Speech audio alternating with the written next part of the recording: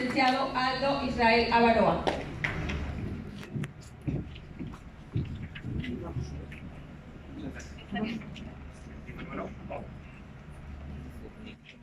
Bueno, ¿ya me escuchan? Bien, padre. Bueno, buenas tardes. Esperamos a nuestro anfitrión Francisco. Vamos a empezar para ya darle un poco de celeridad a este punto. Bueno, primero que nada quiero presentarles al podio. Gracias por acompañarnos. Ya llevamos un rato haciendo esta situación y César empezaría a explicar qué es el tema de segunda oportunidad. Muchas gracias, buena tarde, gracias por la invitación. Y bueno, nosotros somos una asociación civil que se encarga del trabajo con adolescentes en materia de reinserción social principalmente, ¿no?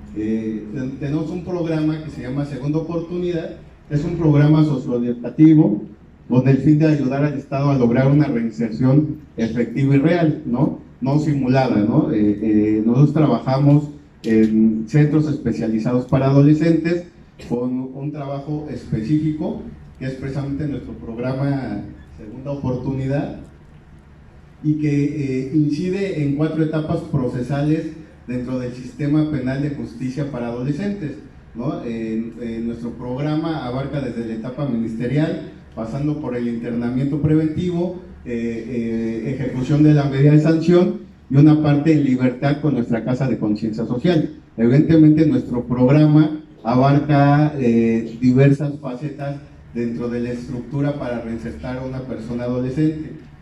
En la etapa de Ministerio Público trabajamos con un modelo escultista en el cual se encarga de introyectar hábitos y habilidades a los adolescentes, niños y niñas que se encuentran principalmente en las agencias, en este caso en la Ciudad de México, agencia 59, que es de víctimas del delito en niños, niñas y adolescentes, y agencia 57 del Ministerio Público igual, que se encarga de adolescentes en conflicto con la ley. Lo que hacemos en esta etapa principalmente es que el adolescente introyecte diversos valores en un corto tiempo y precisamente utilizamos diversas técnicas ericksonianas y como les comentaba el tema del método, que es un modelo en el cual el adolescente va aprendiendo pero con un tema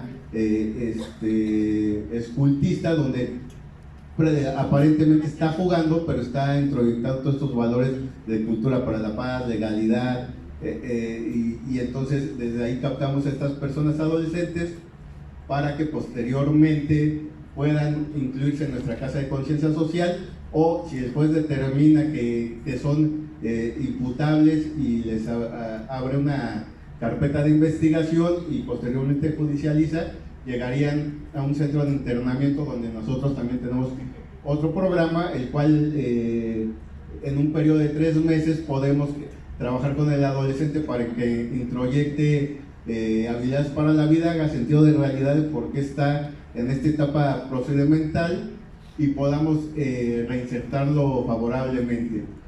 Si el adolescente no logra salir de esta etapa, tenemos otra etapa que es la etapa de ejecución, donde tenemos un programa en un periodo de 9 meses, en donde el adolescente principalmente hace sentido de realidad, tiene proyecto de vida y evidentemente puede ser reinsertado eficaz y realmente. Tenemos diversos métodos de medición de reinserción social que el Estado no cuenta con ellos, ¿no? Evidentemente lo que hace el Estado es lo que la ley le marca, pero lo que yo considero, y porque fui director de un centro de adolescentes, es que nada más simula reinsertar a las personas adolescentes. Nosotros traemos medidores que les llamamos indicadores de reinserción social y que en un pilotaje que hicimos en la comunidad de San Fernando, en la Ciudad de México, nos logró determinar un 70% de reinserción efectiva contra un 10% que el Estado logra. Nuestro programa abarca diariamente 2 horas de trabajo continuo con las personas internas en estos centros especializados y durante el periodo de 9 meses hemos logrado que los adolescentes rompan esa barrera de la simulación y que los adolescentes puedan ser reinsertados eficazmente a la sociedad y demostrarle con números al Estado que evidentemente podemos lograr la reinserción. ¿Cómo lo hacemos? Bueno, con una atención socioeducativa, que es como les comentaba, ¿no? Es crear hábitos, habilidades para la vida para la persona adolescente. ¿A qué me refiero? Trabajamos con grupos de personas que en su vida han tenido servicio médico, que en su vida han estudiado, ¿no? Llegan siendo analfabetas a estos centros, entonces nosotros le dotamos todos esos derechos que naturalmente les corresponden, pero que el Estado, su familia, la misma sociedad se los ha negado, ¿no? A eso le llamamos reintegración social, reintegración de los derechos.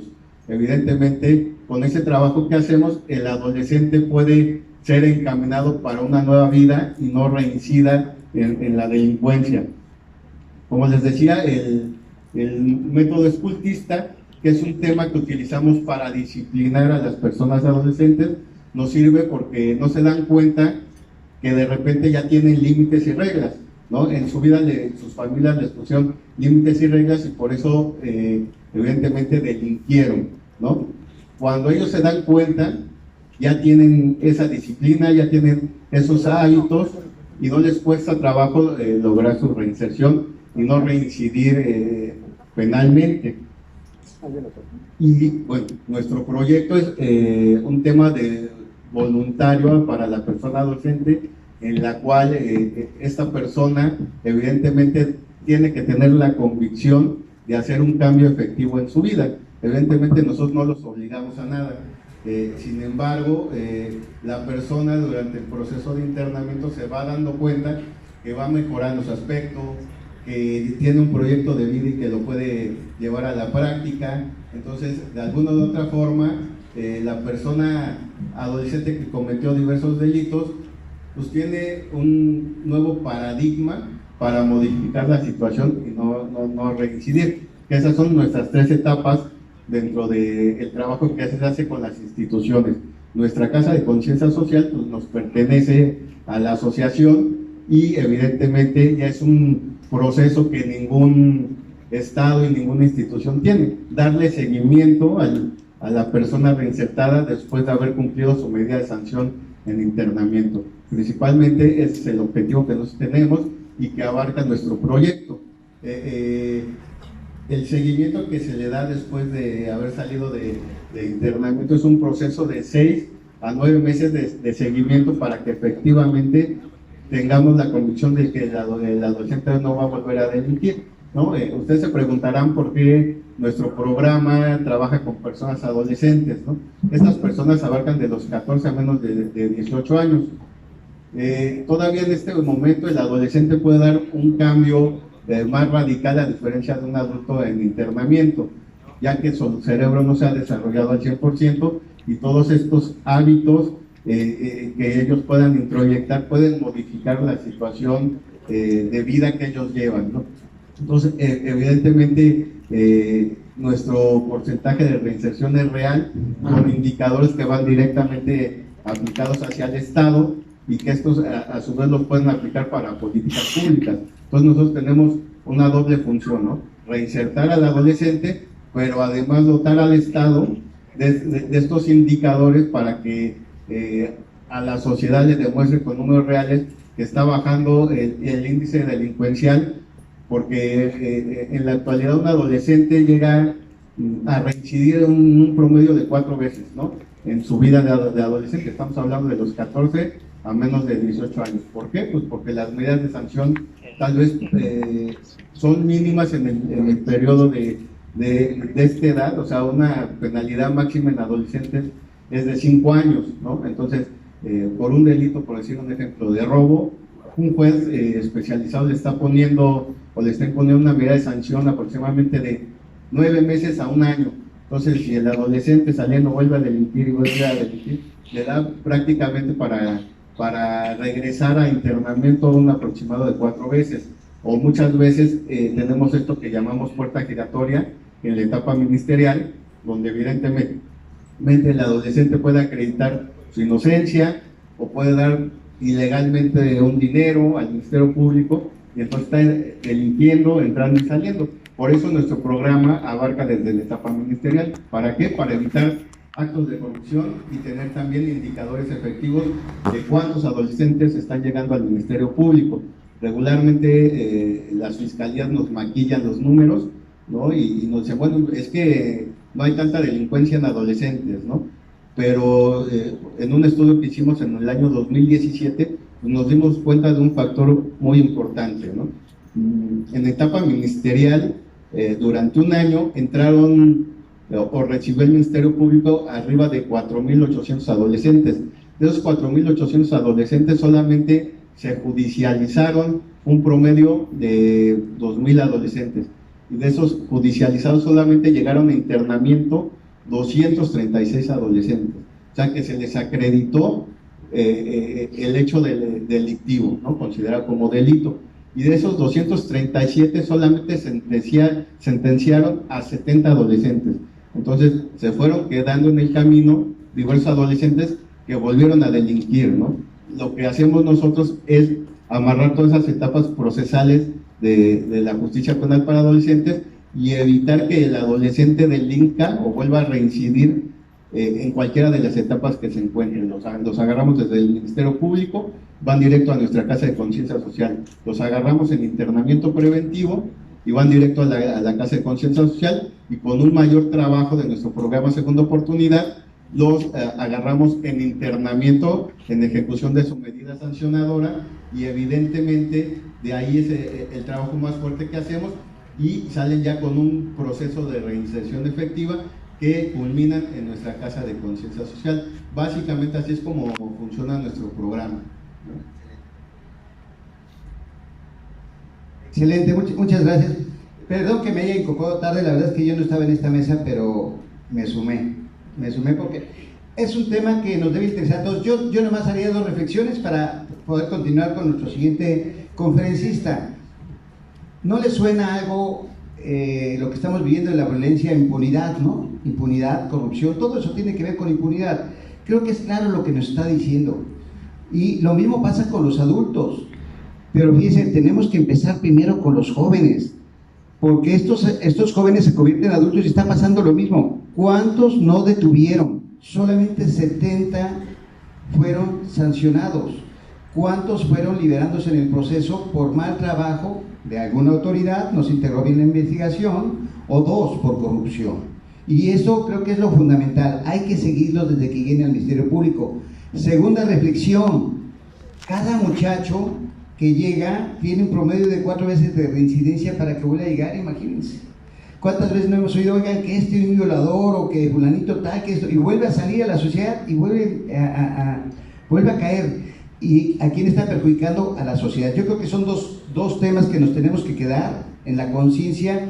¿Y por qué es importante? Porque es importante la segunda oportunidad para adolescentes. Porque es importante acompañarlos y ver que su reinserción social sea adecuada para que no se dé este caso, y sobre todo para que después en lo adulto no hagan delitos menores, que generalmente el promedio de los chavos son delitos menores, pero estos se vuelven, y en general, porque hacen de todo, ¿no? Pero estos jóvenes, ya cuando se vuelven adultos, por supuesto que se dedican a muchas más otras cosas que perjudican a la sociedad. Creo que son 2 datos muy interesantes. Gracias, y nos permitimos darte la palabra. Creo que sigue esto en el celular. Sí, gracias. Muy buen día, y pues haciendo un agradecimiento a esta universidad, a sus autoridades, así como al gobierno del estado. Y bueno, una vez que se termina con todo el trabajo que se realiza en internamiento, pasan a una segunda etapa.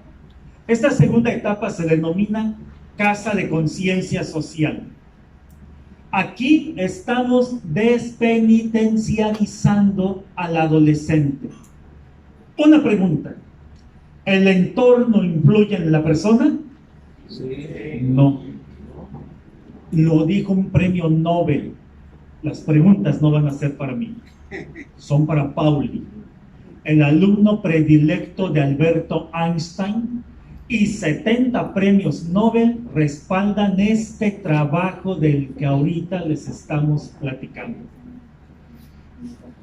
Pauli hizo un experimento.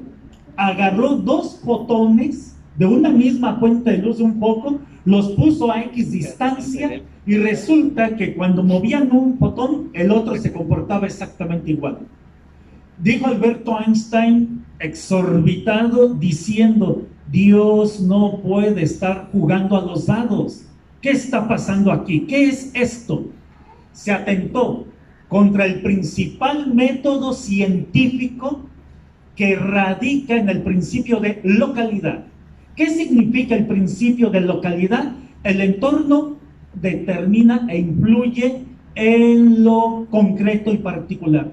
A partir de este momento comenzó todo un conjunto de estudios muy interesantes en el que Pauli, que fue paciente de Carl Gustav Jung, ahorita lo voy a comentar, Pauli demostró que el modelo social que se lleva en la humanidad tiene de raíz un elemento de contradicción. Considera que el entorno influye en lo concreto, en la partícula.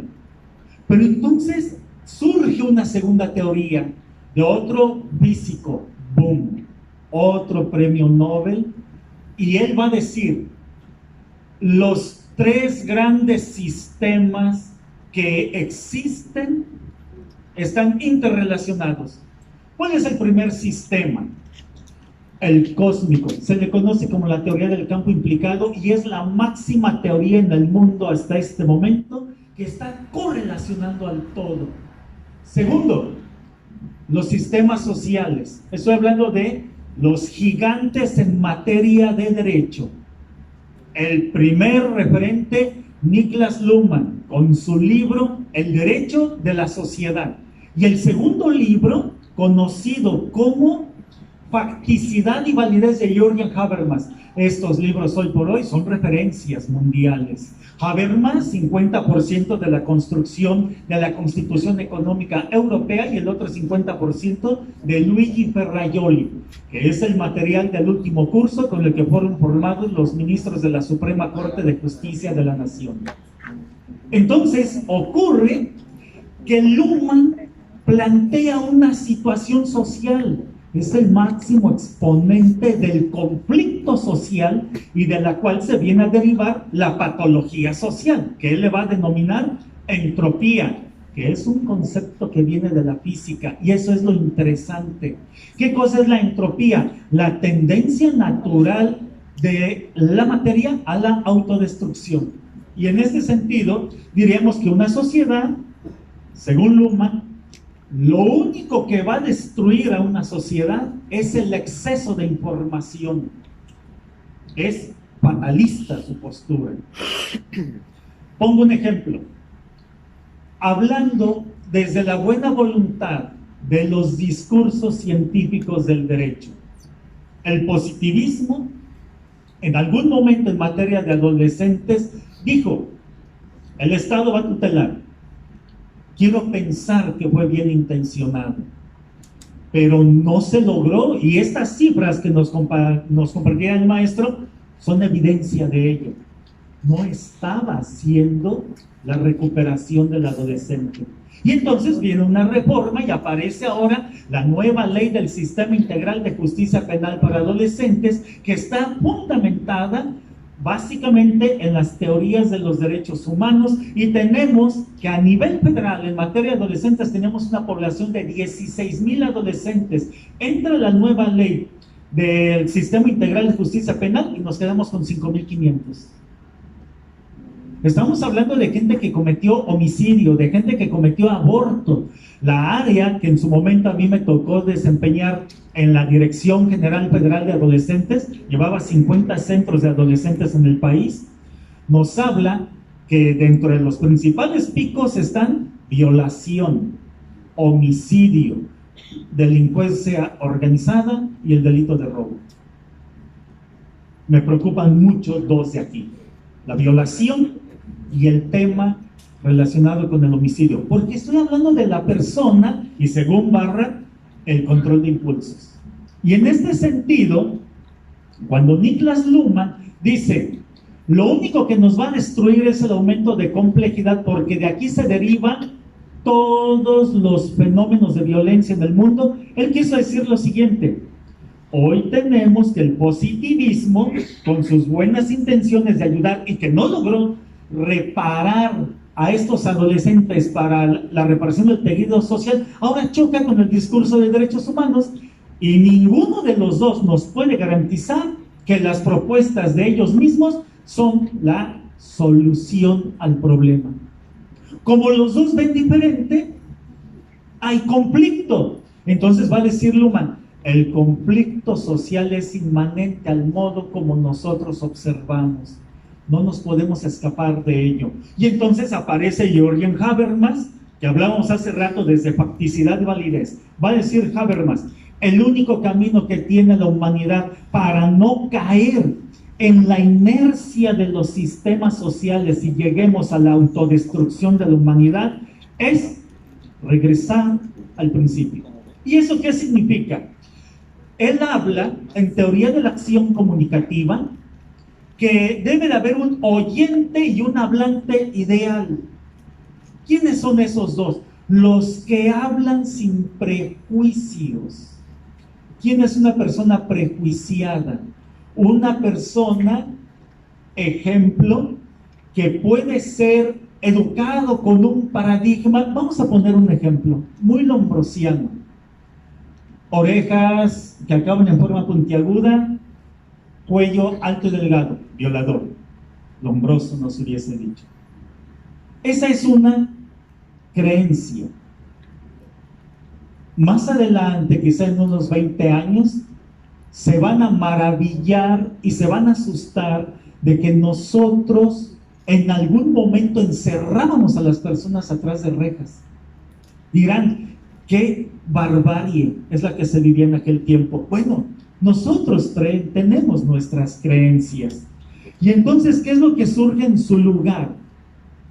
La teoría de Carl Gustav Jung propone el hecho de comprender que cada uno de nosotros viene con información previa al nacimiento, y eso lo demostró a través del estudio de los temperamentos de Hipócrates. Ese temperamento, cuando es direccionado para que la persona cumpla con la información que él trae previamente establecida, en ese instante empieza el retroceso, ejemplo, de la patología mental. Ahorita estamos trabajando en la Agencia 59 en la Ciudad de México, donde tenemos puras víctimas, niñas, niños y adolescentes. Aquí no tenemos grupos etarios así en ese sentido, y estamos recuperando jóvenes con problema de esquizofrenia, con problema de depresión, en técnicas de impacto de la teoría analítica junguiana en tiempo récord. ¿Cómo es esto? Un psicólogo se tarda 2 meses, 3 meses en el manejo de una depresión. Nosotros nos estamos tardando media hora, conforme al informe del fiscal de la agencia de adolescentes que han sido víctimas de delito. Media hora. ¿En qué consiste este tipo de trabajo? Número 1, que la persona desee, quiera. Y en ese instante, aplicando los principios de Pauli, podemos comenzar a hacer una interacción entre lo que la persona está construyendo en su conciencia. Este es el dato más interesante, que al momento de que comenzamos a trabajar desde la parte de la conciencia, comenzamos a hacer un trabajo que, según en Oxford, el Instituto de Investigación del Cuerpo y la Mente, que está guiado por el Dalai Lama, junto con más de 70 investigadores en la línea principal en materia biológica, sociológica y matemática cuántica, ellos son los que están dando un conjunto de estas guías y la persona se está recuperando. Me gustaría terminar esta primera parte ahorita con un pensamiento de Pauli. 1930, hace casi un siglo. En mi opinión personal, para la ciencia del futuro, la realidad no será ni psíquica ni física. De alguna manera serán ambas cosas y ninguna de ellas. Sería absolutamente deseable que la física y la psique pudieran verse como aspectos complementarios de la misma realidad. Hoy, la tendencia en el mundo es esa integración. Creo que la máxima del malestar social fue como lo dijo Julio César: divide y vencerás. ¿Qué significa esa frase? Traído al tema que hoy nos ocupa, que los distintos discursos, como la pedagogía, como la psicología, como el derecho, como el mundo penitenciario y todas las demás, no tienen un punto en conjunto que le dé sentido integral. Si a mí me dejaran dirigir al mundo, sería nada más mi visión. Si el derecho le damos esa potestad, él también va a actuar desde su dimensión, pero ya no con la mía. Pero así pasa entonces en los discursos oficiales. Y la ciencia matemática, el día de hoy, nos está enseñando una sola cosa: la conciencia del universo, de la sociedad y del ser humano se comportan exactamente igual. Nada más hay dos caminos en este caso. Número uno, o me desarrollo en la teoría de la localidad, donde entiendo que el entorno modifica al sujeto, y en ese sentido yo tendré que decir, desde teoría general de los sistemas sociales, el derecho penal produce pura penalización, la psiquiatría produce pura psiquiatrización. Nosotros tenemos un modelo que produce conciencia social. Este adolescente aprende las técnicas de cómo fluye, como nos dijo Carl Gustav Jung, el chi, dirían los chinos, porque la casa social se fundamenta en todo el conocimiento cosmogónico de las más grandes civilizaciones, los mayas, los chinos, los tibetanos, los egipcios. Y desde este punto de vista, el chi no es respirar aire, es respirar energía, como nos lo dijo Pauli, o como nos hubiesen dicho los mayas, porque también hay un fuerte soporte de este conocimiento maya, el ji. Y desde ese punto de vista, el Hunam Ku, que viene a ser esa inteligencia del cómo se mueve ese creador del todo. Estoy hablando de la conciencia original, no tiene nombre, no se le puede decir con palabras. Los misioneros le dijeron Dios, es una malísima traducción de los misioneros para una cultura maya.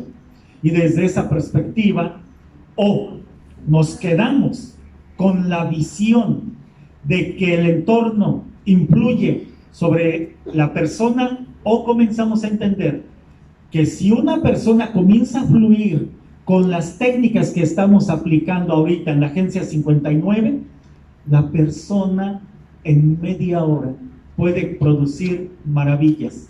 La conexión de toda su materia y de toda su inteligencia en libre flujo. Esto no es teoría del conocimiento.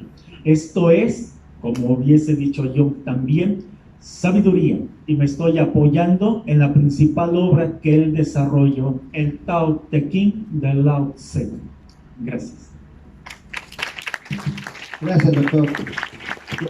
El riesgo de lo que nos está diciendo, dice que en media hora, ¿verdad? ¿Sí? ¿Sí dijo media hora? ¿Cuántos quieren ahorita consulta? Yo me apunto. Ese es el riesgo, ¿eh? O sea que no sabe qué vamos a hacer después, doctor. Gracias. La verdad que creo que es una visión diferente de ver las cosas. Una visión que complementa todas las disciplinas. La verdad, con todas las disciplinas, ¿no? La médica, las psicólogas, las jurídicas. Finalmente creo que es algo muy, muy interesante y ya tenemos varios clientes, incluyéndome yo. Por favor, doctor, a sus órdenes. Muchísimas gracias. Bueno, pues a mí me toca hablar de la parte más ríspida tablas del programa, que es los costos operativos del Estado hacia el tema de la reinserción social. Sí, efectivamente son nuestros chicos, con ellos trabajamos el año pasado en San Fernando, donde justamente logramos centralizar los esfuerzos de segunda oportunidad. Estos chicos, los que tienen aquí, son pues bueno, vamos a decir, tal vez violando un poco la teoría del etiquetamiento, jóvenes que cometieron delitos graves, estamos hablando de homicidio, secuestro, muchas cosas, ¿no? Entonces, estos jóvenes que lo tenemos aquí en pantalla, son chicos que ya no querían y estaban penitenciarizados. ¿Qué significa esto? Que cuando nosotros llegamos a hablar con ellos y empezábamos a buscar la primera empatía con ellos, lo primero que le preguntábamos era ¿cómo te ves de grande? ¿Qué vas a hacer? Estás hablando de chicos de 15, 16, 17 años. Y lo que siempre nos contestaron en su 99% de respuestas era: yo quiero ser como mi papá, como mi tío, que esté en el centro, en el reclusorio oriente, en el reclusorio sur, en tal. Wow, ¿qué está pasando con estos chicos? ¿No? Fuimos trabajando durante un año, un proyecto muy fuerte, un proyecto muy veraz. No fue algo fácil, fue muy difícil, porque obviamente la penitenciarización de eso se trata. Es una máscara que se pone la persona justamente para adaptarse a un entorno, como lo comentaba el doctor justamente. Cuando entra a un centro penitenciario, lo más normal, como cualquier persona que entramos a un lugar nuevo, es adaptarse a la situación. En un lugar en donde históricamente las cosas son malas, ¿no? Pues el chico llega a ser el más malo. Pero se encuentra con una realidad muy cierta, que San Fernando, al menos, el centro, del cual también César fue director, no era así, no llegaba a esos puntos. Entonces descubrimos que el trabajo que estaba haciendo el Estado no podía ser completado, ¿no? No podía ser completado, ¿por qué? Porque el exterior habla de que el joven, entre más malo sea, más ingresos tenga un centro penitenciario, pues va a ser mejor recibido en las colonias o en las familias en donde ellos se desenvuelven, ¿no? ¿Qué hicimos? Efectivamente, empezamos a despenitenciarizar e hicimos una encuesta muy interesante. Esto es una encuesta que hicimos dentro del centro de investigaciones que la asociación tiene, y lo que nos refleja es que un adolescente comete 4 delitos diarios durante 5 días, porque eso sí, los días de descanso son sagrados, ¿ok? No, la verdad, 4 delitos diarios por 5 días son 20 delitos a la semana, 20 delitos a la semana por 4 semanas, pues son 80 delitos, por lo que al año el adolescente llega a cometer 960 delitos. Si nos ponemos a pensar que por delito ganan 1,000 pesos, ¿no? Por delito 4,000 pesos mensuales, lo que nos refleja, diarios, 4,000 pesos diarios, lo que nos refleja un gasto que el Estado no tiene previsto de casi 1 millón de pesos al año. Un adolescente de 17 años en una encuesta establecida en robo de transporte público. Dato curioso: a pesar de que los adolescentes hayan estado por otro delito, no, siempre sí habían cometido, o casi 90% habían cometido robo a transporte público y pandillerismo con arma de fuego. ¿Okay? Esta es nuestra realidad. Estamos hablando de un solo centro y de un adolescente aquí, ¿no? Si San Fernando tiene 75 adolescentes ahorita y en México hay 5,000 y tantos adolescentes, hagamos cuentas. ¿Okay? Por eso es donde vienen las matemáticas con la realidad que vivimos. Estamos hablando solo de las personas o de los chicos que se judicializan, solo las personas que llegan a un internamiento. ¿Okay? Los datos son peores. ¿Cómo nosotros entregamos después a los adolescentes en este trabajo, ¿no? Tiene un tema de reconocimiento de la autoridad, un alejamiento de las conductas antisociales, una eliminación de las zonas de quiebre. ¿Qué es esto? Cuando nosotros terminamos el programa el año pasado, le preguntábamos al adolescente: ¿qué quieres? ¿Cuál es tu objetivo ahora? Y lo primero que nos pedía era quitarlo de su familia. Hoy podemos pregúntele a algunos de sus compañeros cómo no estamos acostumbrados a normalizar la violencia. Ese es un punto bien interesante. En las familias de estos chicos y en la mayor parte de las familias de México normalizamos el tema de la violencia. ¿Cómo? Pues no vamos tan lejos. Vemos el 5 en la tarde, el canal 5 en la tarde, y vemos la serie de Narcos, vemos a Pablo Escobar, y son diosificados. Estas personas que le hacen daño a la sociedad ahora son los ídolos de los adolescentes y de los jóvenes. Entonces no se nos hace raro que un adolescente llegue, que tenga 9 homicidios, 10 homicidios, y que lo primero que te diga es: yo sé que voy a terminar muerto porque esa es una estadística real. El 90% de los jóvenes que han pisado cárcel, desgraciadamente terminan otra vez en la cárcel o muertos. ¿Okay? Voy a terminar muerto, pero voy a vivir 5 años como esta persona. ¿Okay? ¿Qué es lo que hacemos nosotros? Lo quitamos de la zona de quiebre y va directamente a la casa de conciencia social, que es algo muy interesante. Ahora, un reconocimiento de la autoridad, claro. Los jóvenes no tienen límites, y no nada más los de los centros penitenciarios, no nada más los que llegan a una agencia 59, no nada más los que pasan por una fiscalía. Los jóvenes en la generalidad, no se les pone límites por la falta de conciencia de la sociedad. ¿Qué significa esto? Al papá no le importa, a la familia no le importa. La desestructuración de las familias es lo que nos tiene como delincuentes en México, como uno de los países más inseguros a nivel mundial. Tenemos cifras de homicidios más arriba que las de la Franja de Gaza, pero la Franja de Gaza está en guerra. No, aquí no, seguro. Bueno, el costo total de este programa es de 640 millones de pesos al año por todo el país. Uno dice, ¿es mucho? Ahí les va. No es, voy a pasar a la siguiente, porque viene desglosado. ¿Cuánto se imaginarán que el Estado, por ejemplo, un Estado como la Ciudad de México, llega a gastar en un adolescente en internamiento por día? ¿Alguien me puede dar una cifra? ¿Oigo? ¿No? ¿Cuánto? 500 pesos. ¿Alguien más? Bien, ¿quién más? ¿Quién más? Como el debate. ¿Cuánto? 5,000, más o menos. ¿Cuánto? ¿Quién más? ¿Cuánto? 6,000 pesos diarios nos cuesta un adolescente en internamiento. Diarios. ¿Sí? Dato curioso, porque todo eso sale, es el presupuesto, si no me falla la memoria, el presupuesto de adolescentes es el equivalente al 7% del presupuesto general que se le da a penitenciarias en la Ciudad de México. ¿Qué significa esto? Que estos adolescentes, ¿sí?, van a generar un gasto de 2 millones de pesos al año por adolescente, por 72, vamos a sacar cuentas. A nosotros nos cuesta 24 pesos con 50 centavos diarios. ¿Por qué? Porque, como lo comentaba el licenciado César, nosotros no simulamos, hacemos una reinserción efectiva.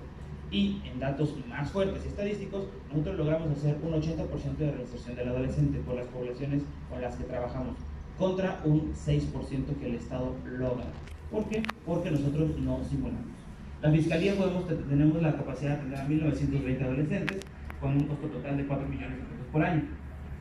700 adolescentes en una etapa de internamiento preventivo, 100 adolescentes en una etapa de internamiento y lo que nos da un total de atención de 2,720 adolescentes que el programa Segunda Oportunidad tiene la capacidad de poder, estamos hablando por estado, ¿okay?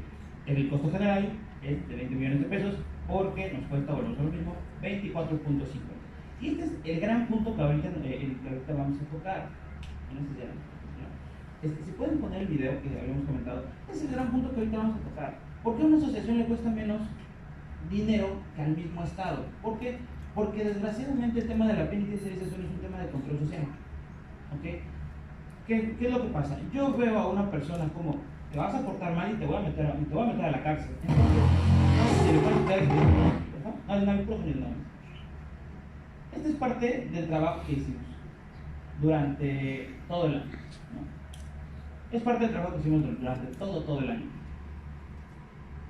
Les comentaba, entonces cuando a una persona lo penitenciarizamos y lo mandamos a la cárcel, lo que va a hacer esta persona es ser el malo. Y la sociedad, el mismo Estado, va a someter a la sociedad a, mira, como te estás portando mal, vamos a hacer esta acción. Esto es lo que tú vas a sufrir.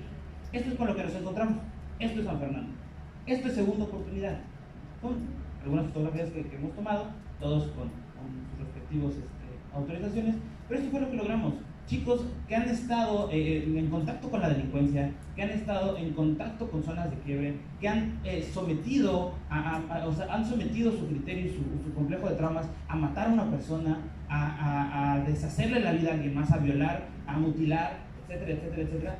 Son chicos que hoy en día están así, que hoy en día están despenitenciarizados, que hoy en día están pasando una etapa de control, pero que tuvimos que arrebatárselos a la sociedad y arrebatárselos al Estado. En esta salida específicamente, en varias salidas que tuvimos, jóvenes que ya no los sacábamos con candados de mano, que ya no los sacábamos con tanta seguridad, obviamente por cuestiones de acción de seguridad, con tanta seguridad, jóvenes que ya lo único que te hacían era te intercambiaban un portarse bien a cambio de una torta, a cambio de un beneficio, jóvenes que los llevamos al cine y ellos mismos tenían miedo de salir. ¿Por qué? Porque ya no son los chicos malos, ya no son los chicos malos, jóvenes en estas imágenes que ya están debutando en como profesionales en el box, ¿no? Entonces, esa es la parte que nosotros cometemos, como nosotros hacemos en segunda oportunidad. Esto es lo que nosotros le ofrecemos al Estado, lo que nosotros le ofrecemos a la sociedad, y sobre todo, es un programa que tiene la capacidad de bajar los índices delincuenciales en cualquier estado, ¿no? Pero bueno, muchísimas gracias.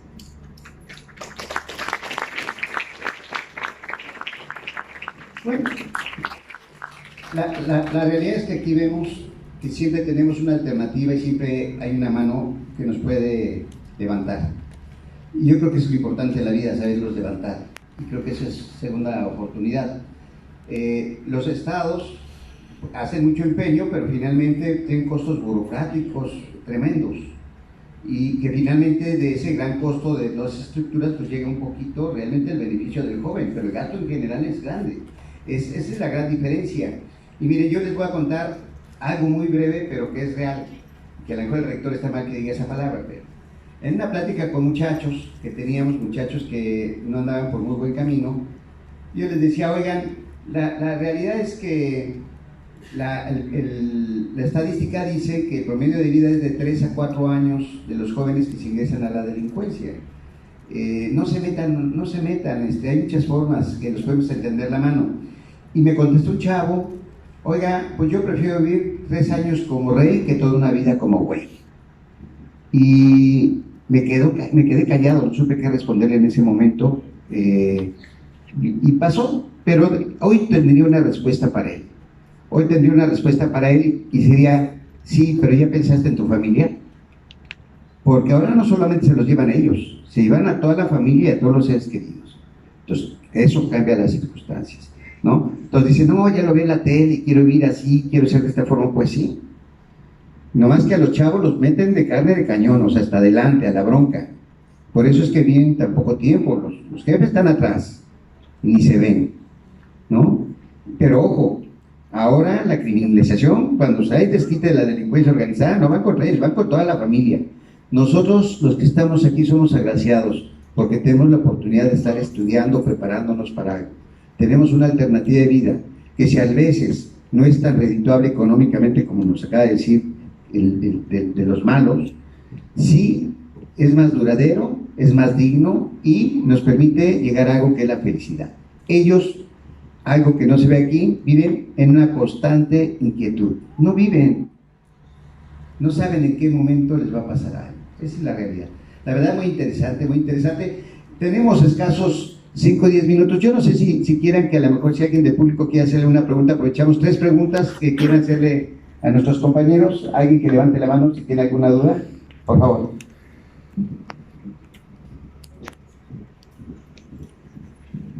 Sí, bueno, en el lugar en que estamos analizando ahorita la violencia o la delincuencia y la violencia que se genera, yo he hecho la pregunta incluso al secretario de Salud, si el problema de esta violencia y de esta delincuencia es un problema de salud pública.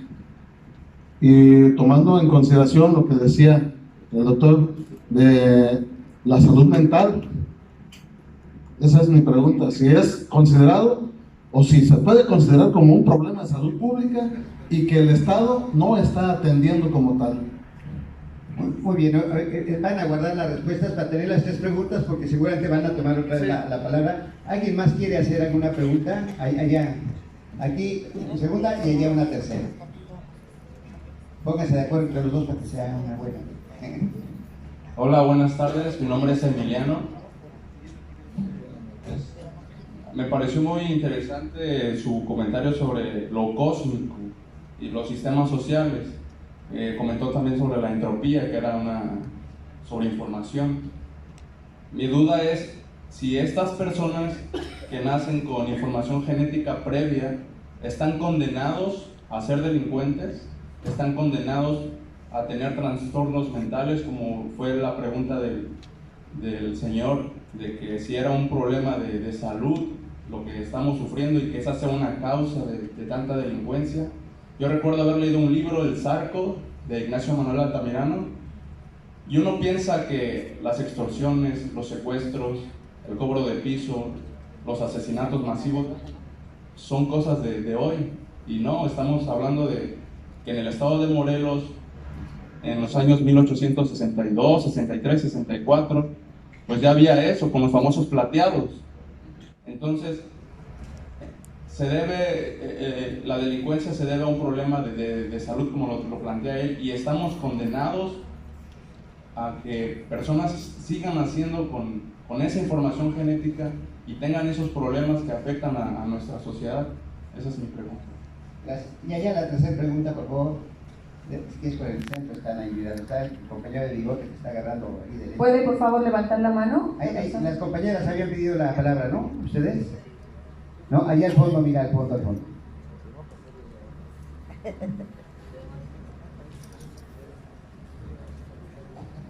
Buenas tardes, ponente.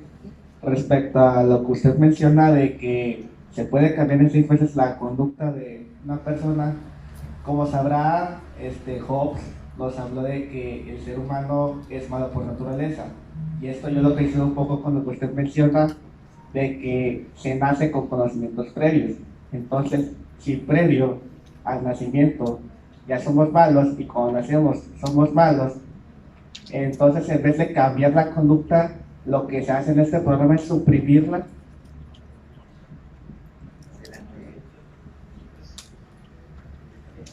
Bien, agradezco los comentarios y bueno, las respuestas van en el siguiente sentido.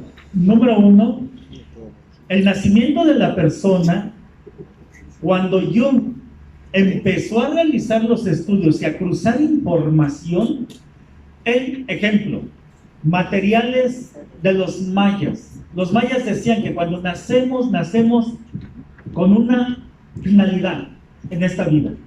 Ahí, ese es uno. Número 2, en Sutras Buda, también estudiado por Jung, y el mismo libro del Tao Te Ching, nos están hablando, el hombre no nace malo. Thomas Hobbes es una de las tantas posiciones, como fue en su momento Montesquieu, Locke, Hume, Rousseau. Todos ellos son diversas posiciones, pero en el pensamiento junguiano la respuesta sería: el hombre no nace malo por naturaleza. El ser humano, dentro de esa información previa, ya hace rato yo estaba hablando de los temperamentos. ¿Qué es la definición del temperamento? Pues es la conducta que la persona desarrolla directamente proporcional a la constitución del cuerpo. Pero aquí, y sobre el temperamento se monta el carácter. El carácter ya es lo social. ¿Qué es el temperamento? La natura, que es lo social, lo adquirido. Entonces, lo que está diciendo Jung en su momento es que lo social es lo que nos ha culturizado, y esta cultura, dividida en diversos discursos, es lo que ha fragmentado y ha entendido desde una dimensión de la teoría localista de Albert Einstein, y ha modificado lo que en esencia es el comportamiento de la natura. El experimento de los 2 electrones cuánticos de Pauli. Esos son los máximos experimentos que ahorita se están desarrollando, y lo más interesante es que se está encontrando que efectivamente, como dijo Luhmann, la parcelarización de los discursos, y que les falte tener una conexión, aun cuando las intenciones sean buenas, lo único que están generando ahorita es la patología social. El año 2020, que estamos viviendo, a nivel de la Organización Mundial de la Salud, significa que la depresión es la principal enfermedad discapacitante en la humanidad. ¿Cómo empieza esto? Yo aplicaré a test. Yo estoy aplicando test ahorita con ustedes, test de masa. Ejemplo, voy a hablar de Aaron TV. Y primera pregunta: ¿alguna vez yo me he sentido que me siento vacío? ¿Alguna vez yo he sentido que no le importo a nadie? Si en este momento acabas de contestar que sí a estas dos preguntas, ya estás en el test de Aaron, del test de desesperanzamiento, y vas hacia la tendencia de depresión. Plutchik estaría aplicando ahora el test del suicidio. Es el principal test que se maneja en materia de suicidio. Y aquella persona que tiene un desesperanzamiento, pero todavía con ese sentimiento circulas. El problema es que de ese desesperanzamiento viene la depresión y se abren las dos grandes rutas de estos desesperanzados. Uno, las drogas. Número dos, ese suicidio. Materia de droga, por ejemplo, ¿qué estamos trabajando? Hace rato le estaba diciendo, neurociencias con fundamento en el principal instituto Oxford de los estudios del cuerpo y la mente, dirigido por el Dalai Lama. Comentábamos. Y desde este punto de vista, estas personas en tema de salud mental, así es como están siendo observados desde la salud. Pero hoy, desde este conocimiento lo entendemos, no es un tema específico de la salud. Cada sistema puede opinar y decir y seguir haciendo más entropía que alimenta más al caos social. Pero hay un camino de cómo desconstruirlo. Y esa es la metodología que estamos aplicando. El desconstructivismo de esa persona para que fluya la energía, y eso no necesita de esos conocimientos. Al menos así también nos lo dejaron dicho los mayas. Gracias. Gracias, doctor. Por favor. También abonando a las preguntas, evidentemente a partir del año 2016 deja de existir la palabra tratamiento en adolescentes para pasar a una atención especializada. Evidentemente sí correlacionamos el tema de salud, pero como lo dice el doctor Altamirano, únicamente por un tema de adicción. La adicción lleva a cometer delitos por falta de recursos para seguir consumiendo, ¿no? Y es lo que encontramos en los centros de adolescentes. Un 80% de los adolescentes que están en internamiento es porque cometió los delitos bajo el influjo de algún enervante, pero no necesariamente es un tema de salud, ¿no? Anteriormente sí había teóricos que decían que se tenía que dar un tratamiento a los adolescentes porque cometer delitos era una enfermedad. Evidentemente no lo es, ¿no? Simplemente es falta de poner límites a los adolescentes y van escalando en una parte sociópata, ¿no? Entonces, evidentemente, no es un tema de salud directo, ¿no? Sí es correlacionado por el tema de consumo, pero no necesariamente es un tema de salud pública. Sí, así es. Y yo le agregaría, tal vez, yo creo que es más un tema económico que el del Estado. O sea, una vez lo platicábamos en una conferencia, la acción de no tener políticas públicas, sí tener muchas leyes, porque tenemos uno de los países que más leyes tienen, pero no tener una política pública real de prevención del delito, yo creo que ese sería como el camino, en realidad. Porque podemos tratar al adolescente como un enfermo, lo intentamos, no nos funcionó.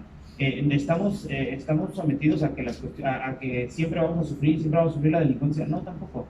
O sea, lo que el programa hace es cambiar el estilo y los células económicas, así nosotros le llamamos, del entorno social del adolescente.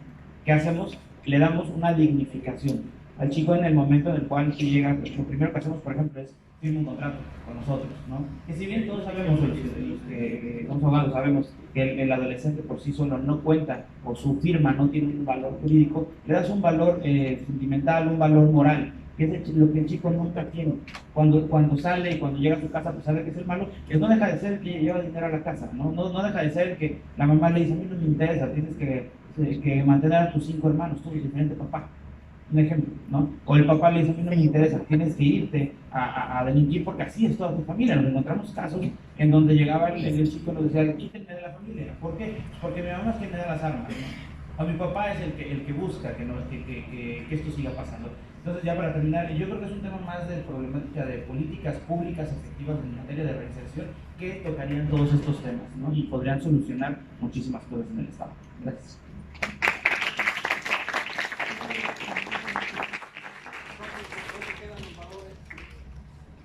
Quedan los valores en la parte, dice la pedagogía, que el ser humano es analítico, crítico y reflexivo.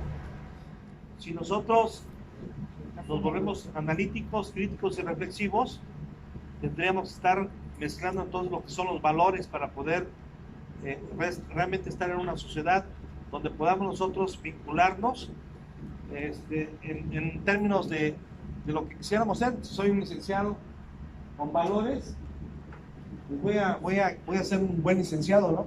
Si soy un médico con valores, voy a ser un buen médico. Si soy un maestro con valores, y si soy un albañil con valores, voy a ser un buen albañil con valores. Entonces, es importante analizar, y bueno, pues lo estamos haciendo. Somos analíticos, críticos y reflexivos como seres humanos, pero es importante que lo valoremos desde el punto de vista de valores, ¿no? Es importante que desde ahí podamos analizar. Hace un momento le decía yo al licenciado, ¿de qué sirve todas las leyes que existen si estamos defendiendo lo indefendible? Perdón, tenemos un minutito para concluir. Entonces, es importante que seamos analíticos, críticos y reflexivos de todo lo que estamos viviendo hoy, de estas ponencias, y por delante diría yo que fueran los valores. Gracias. Bueno, miren, agradecemos mucho a nuestros panelistas. El tema de valores, pues claro que es fundamental. Yo creo que lo que ellos nos están queriendo dar en el tema del día de hoy es la segunda oportunidad para adolescentes. Como podemos ver, creo que todo parte de nuestras casas, desde que nacemos. Y como todos sabemos, los valores se inculcan desde la casa también, desde que nacemos, y se van desarrollando. Esa es la respuesta, bien implícita en el tema. La mejor forma de enseñar los valores no es con libros, es con el ejemplo, ¿no? Hay mucha literatura, pero es con el ejemplo. Y empiezan las familias, empiezan las casas, siguen las escuelas, en estos tipos de eventos. Entonces yo creo que sí es algo implícito. Por supuesto, agradecemos a todos la amabilidad de su presencia, la oportunidad de estar con ustedes. Seguimos con el programa, todavía tenemos una conferencia antes de la comida, a las 3 en punto saldremos, por eso es que hay un poquito la prisa.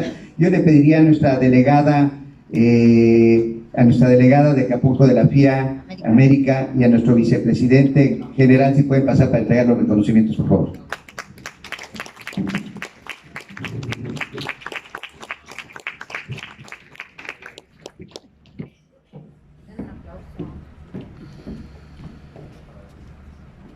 Al licenciado Aldo Israel. ¡Bravo! La foto.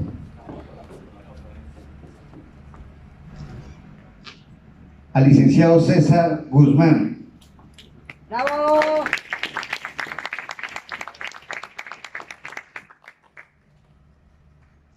La foto. La foto. Y al doctor Jesús Aguilar.